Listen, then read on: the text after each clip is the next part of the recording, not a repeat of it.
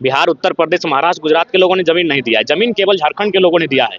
तो वहां तो सौतेला व्यवहार बिल्कुल नहीं होना चाहिए। वहाँ 75 क्या, अगर 100% भी कोई रिजर्व करता है तो बुरा नहीं है। हाईकोर्ट किसी दबाव में इस तरह का फैसला देखिए, ले रहा है? बिल्कुल दबाव है इसमें, कहीं ना कहीं आज आप सबको मालूम है कि आज जो भी विषय हैं वो कहीं ना कहीं दबाव के कारण ही आते हैं। तो ये बहुत दुर्भाग्य की बात है।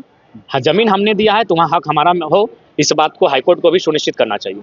जयराम के विधायक बोल रहे कि खाली सीडी देकर के छात्र गुमराह कर रहा है आयोग को भी, परवाने नहीं है कि नहीं? अच्छा ठीक है, तो एक बार जो सत्ता पक्ष हैं, इनके मंत्रिमंडल में जिन्होंने स्थान पाया है, क्या उनमें सामना करने की साहस नहीं है?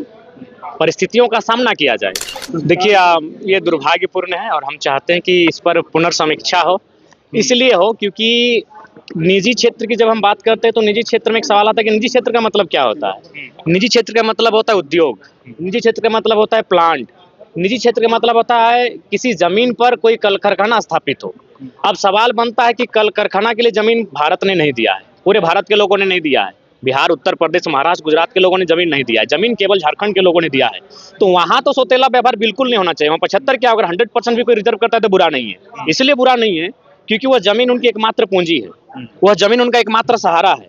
लेकिन आप एक नियम लेके आते हैं, एक कल कारखाना स्थापित होता है और क्षण भर में वो सारी जमीन सरकार एक्वायर कर लेती है किसी कंपनी को देने के लिए। आपने तो विकास के नाम पर, उन्नति के नाम पर एक जमीन कंपनी को दे दिया। कंपनी ने लाखों करोड़ों का टर्नओवर किया, देश की उन्नति में काम आया, देश की अर्थव्यवस्था में काम आया। लेकिन उस किसान का क्या हुआ? जिस किसान के पास ये जमीन हड़प्पा काल से है, जिस किसान के पास ये जमीन महाजनपद काल, बुद्ध और तमाम मुगल काल से लेके अंग्रेज के कालखंड तक वो जमीन उस किसान के पास, उस किसान का क्या हुआ? एक झटके में उसका परिवार अपने सड़क पे लाके खड़ा कर दिया। तो इसलिए मेरा मानना है ये हाईकोर्ट को इस पर पुनर्विचार करना चाहिए। सरकार को फिर से मजबूती के साथ इस विधेयक को लागू करने के लिए प्रयासरत होना चाहिए। क्योंकि जमीन जिन लोगों ने दिया है वो झारखंड के लोग हैं, वहाँ तो किसी के साथ समझौता होना ही नहीं चाहिए।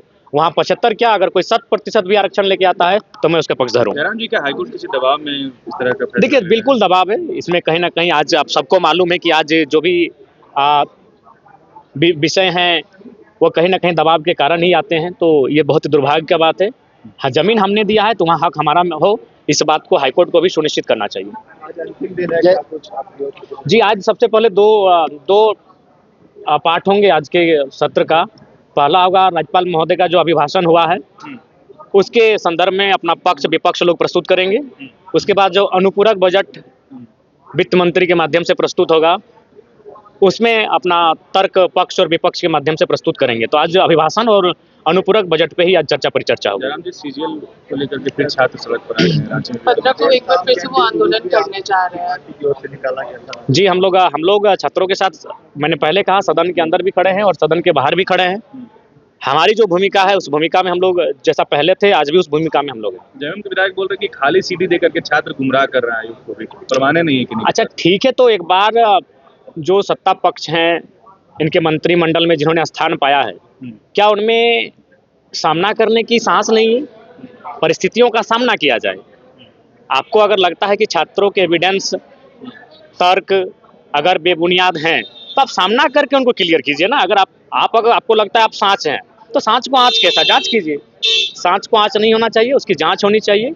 और मैं आज फिर इस बात को सदन में उन दो विषयों के बीच इस विषय को मैं ऐड करके उठाने का प्रयास करूंगा। गोल, जहां 27 वर्षों के सफर में 17,000 से भी अधिक छात्रों ने डॉक्टर एवं इंजीनियर बनकर भरे सफलता की ऊंची उड़ान, जहां साधारण छात्र भी झारखंड टॉपर्स बनकर बना रहे इतिहास। दूरदर्शी शिक्षाविद श्री विपिन सिंह के मार्गदर्शन में मेडिकल एवं इंजीनियरिंग के लाखों छात्रों के लिए आशा की किरण के रूप में गोल, नेशंस लीडिंग इंस्टीट्यूट। TheFollowUp.in.